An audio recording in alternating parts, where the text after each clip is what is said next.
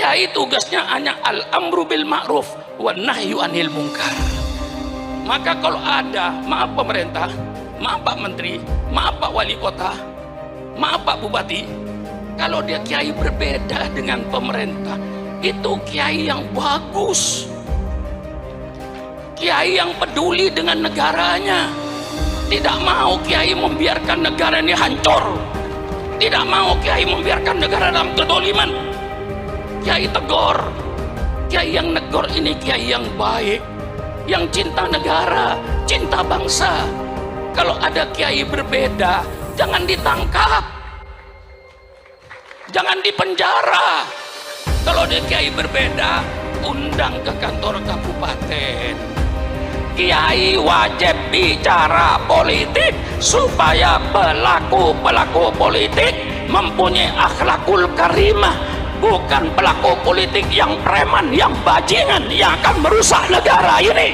Subhanallah walhamdulillah wa la ilaha illallah. Inilah saudara-saudara, tidak usah bicara soal perjuangan kiai. Kiai ini sudah pasti, nggak usah ditanya apa perjuangan kiai. Al-amru bil ma'ruf wa nahyu anil munkar. Itu saja kiai tugasnya itu. Tidak ada lebih dari itu. Kiai tugasnya hanya al-amru bil ma'ruf wa nahyu anil munkar. Maka kalau ada, maaf pemerintah, maaf Pak Menteri, maaf Pak Wali Kota, maaf Pak Bupati, kalau dia kiai berbeda dengan pemerintah, itu kiai yang bagus, kiai yang peduli dengan negaranya, tidak mau kiai membiarkan negara ini hancur, tidak mau kiai membiarkan negara dalam kedoliman. Kiai tegur, kiai yang negor ini kiai yang baik, yang cinta negara, cinta bangsa.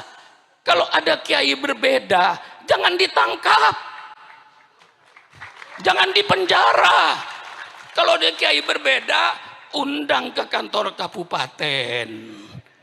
Syukron Makmun berbeda dengan Bupati Lumajang. Bukan musuh saya ini. Saya cinta sama bupati, supaya bupatinya tidak tergelincir. Undang saya ke kabupaten. Ini namanya demokrasi. Ngopi bersama dengan bupati. Betul apa tidak? Kalau perlu dengan mie goreng. Betul apa tidak? Mari bicara apa maunya Pak Sukron. Oh begini Pak Bupati Lumajang, begini Pak Bupati Pasuruan, sesuai dengan Al-Quran dan Sunnah Nabi begini. Kan enak toh. Jangan dimusuhi, lalu dianggap lawan. Ulama ini yang mendirikan republik ini. Kalau tidak ada ulama, tidak ada NKRI. Saya tegas, persilakan yang mau nuntut. Tidak ada ulama, tidak ada NKRI.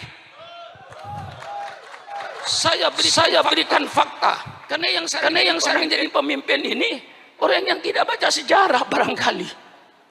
Ya, Al-Mukarram Kiai Stakuf itu yang akrab dengan saya dulu kakeknya. Kiai Bisri Mustafa yang akrab dengan saya kemana-mana. Lalu dengan Kiai Ulil Bisrinya, sekarang cucunya. Lah ini perlu baca sejarah. Ketika Indonesia mau proklamasi, Bung Karno bikin 60 panitia, gagal. Akhirnya bikin 9 panitia. Terdiri pada Bung Karno, Bung Hatta, Maramis dari Katolik, Abi Kusno, Wahid Hasyim, dan termasuk beberapa ulama-ulama lainnya mendapatkan rumusan. Apa rumusnya? Negara Republik Indonesia berdasarkan ketuhanan dengan kewajiban menjalankan syariat Islam bagi pemeluk-pemeluknya. Di luar Islam tidak usah menjalankan syariat Islam bagi. Ini yang disebut Piagam Jakarta. Dengan mendapatkan satu format yang jelas, negara Republik Indonesia berdasarkan ketuhanan dengan kewajiban menjalankan syariat Islam bagi pemeluknya. Maka Bung Karno diminta untuk segera proklamasi tanggal 17 Agustus jam 10 pagi. Proklamasi. Kami bangsa Indonesia dengan ini menyatakan kemerdekaan Indonesia. Hal-hal yang mengenai pembinaan kekuasaan dan lain-lain akan dilaksanakan dengan cara saksama dalam tempo yang sesingkat-singkatnya. Masa kiai sudah apa? Kiai sudah berproklamasi begini kok masih dicurigai? Radikal. Apa-apaan itu? Nggak ada itu. Kiai radikal tidak ada. Kalau kiai amar ma'ruf nahi mungkar kiai ada. Betul kan? Kita ini cuma menawarkan konsep. Kita ingin melaksanakan peradaban Islam yang berdasarkan Quran dan hadis. Ini yang kita inginkan. Karena banyak peradaban yang berdasarkan hawa nafsu. Seperti night club, dansa, joget, telanjang. Itu peradaban, tapi dasarnya nafsu. Kami ingin bentuk suatu peradaban, suatu bangsa berperadaban yang berdasarkan Quran dan Sunnah Nabi. Ini kami mau tonjolkan. Walladzi arsala rasulahu bil huda wa dinil haq liyudhhirahu 'alad dini kullih. Dialah Allah yang mengutus utusannya dengan petunjuk dan agama yang benar. Untuk apa itu Kiai? Liyudhhirahu, untuk diperlihatkan kepada bangsa Indonesia. Ini syariat Islam. Anda mau pakai persilakan, Anda tidak mau pakai persilakan. Wa ma alaina illal balaul mubin. Inilah syariat Islam. Kiai harus berani menampakkan ini syariat Islam. Bagaimana syariat Islam dalam berkeluarga, bagaimana syariat Islam dalam bermasyarakat, bagaimana syariat Islam dalam ekonomi, bagaimana syariat Islam dalam politik. Semua Islam ada. Jangan dikira tidak ada. Yang sekarang pada kiai pada takut bicara politik. Kiai, yang melarang politik itu dulu Belanda. Karena Belanda ingin menjajah Indonesia. Kiai dilarang baca politik, tidak boleh bicara politik di masjid, di majelis taklim dan lain-lainnya. Itu yang melarang bicara politik Belanda. Kalau sekarang masih ada orang yang melarang kiai bicara politik, itu berarti sisa-sisa Belanda. Jelaskan? Jelaskan? Itu sisa-sisa Belanda itu. Persilakan. Kalau kiai sayang negara, kalau kiai cinta sama NKRI, saatnya kiai bicara politik.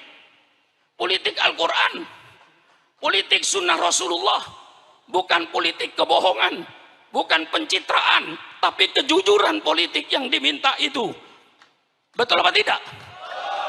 Persilakan kiai bicara politik.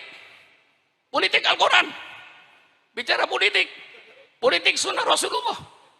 Yang kayak tadi itu Pak Bupati dan Pak Menteri, itu semuanya dalam Islam ada.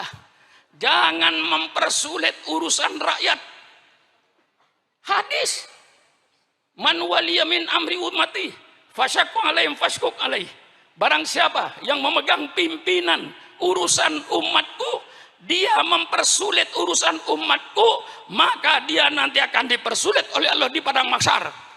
Maka ketua RT, ketua RW, lurah, camat, bupati, wali kota, gubernur, presiden, menteri, jangan mempersulit urusan rakyat. Kalau bisa dipermudah, mengapa dipersulit? Jangan sebaliknya. Kalau bisa dipersulit, mengapa dipermudah? Iblis. Nah ini betul? Betul ya Pak? Kalau bisa dipersulit, kalau bisa dipermudah, mengapa dipersulit? Man waliya min amri umatih fasaqwal fasquq alaih. Man yasta'illahu ru'yatan yamutu yauma yamutu. Wa wasul li ru'yatihi haramallahu alail jannah. Ini hadis politik. Ayo bicara dengan orang-orang politik. Saya undang ke rumah. Ayo bicara politik dengan Syukuran Makmun. Ini hadis politik. Barang siapa yang Allah jadikan pemimpin, kemudian dia mati. Ketika mati kayak sedang menipu rakyatnya, pemimpin semua itu haram masuk surga. Haram masuk surga. Doakan pemimpin-pemimpin yang belum memenuhi janjinya ketika kampanye, mudah-mudahan dipanjangkan umur. Betul apa tidak? Hei, pemimpin-pemimpin yang kau belum melaksanakan janji-janjinya ketika kampanye, tolong ya Allah jangan dimatikan dulu. Kalau nanti dia sudah memenuhi janjinya, mau mati, matilah kau.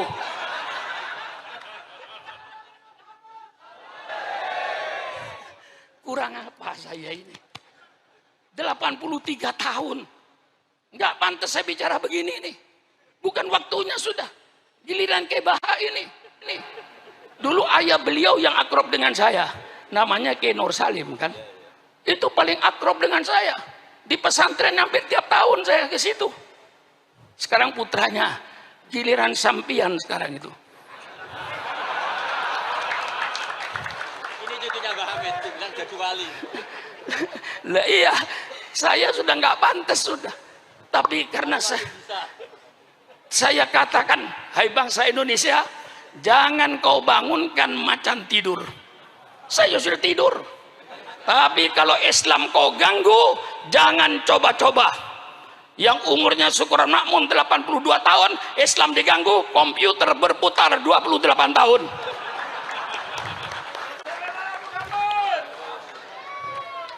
Betul? Betul.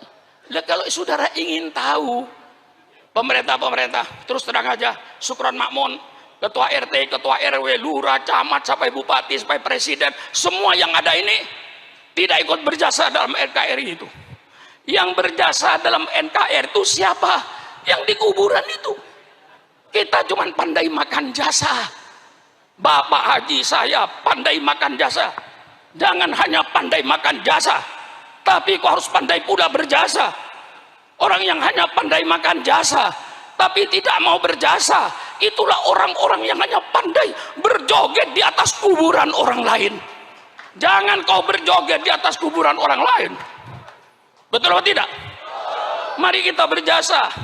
Sudah pemilihan umum, biayanya mahal, 100 triliun lebih, dipilih oleh rakyat, digaji oleh rakyat, gajinya 60 juta ke atas. Kok yo tego?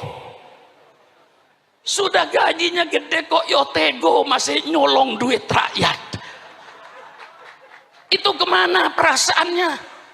Sudah tidak ikut berjasa. Yang berjasa pahlawan itu. Maka kalau pemerintah ingin tahu kontribusi umat Islam terhadap NKRI, saya katakan pemerintah, kalau pemerintah ingin tahu tentang bantuan umat Islam terhadap NKRI, tolong pemerintah adakan sensus kuburan. Loh, betul kan? Sensus kuburan. Tiap kabupaten ada Taman Pahlawan kan? Pasuruan ada, Probolinggo ada, Sidoarjo ada, Mojokerto ada Taman Pahlawan. Tolong pemerintah masuk Taman Pahlawan itu. Sensus, siapa nama, agama apa, siapa nama, agama apa, siapa nama, agama apa, siapa nama, agama apa. 99% darahnya umat Islam untuk NKRI. Jerit saya ini supaya paham semuanya itu. Sakit saya ini. Maka walaupun sakit-sakit, nggak bisa jalan, masih saya paksa. Soalnya Kiai Idris ketemu saya di kuburan Kiai Hamid. Ketika saya takziah ke kuburan, tolong Kiai nanti maulid kalau bisa datang usahakan iya. Nah, ya sudah, saya sudah mau berhenti juga.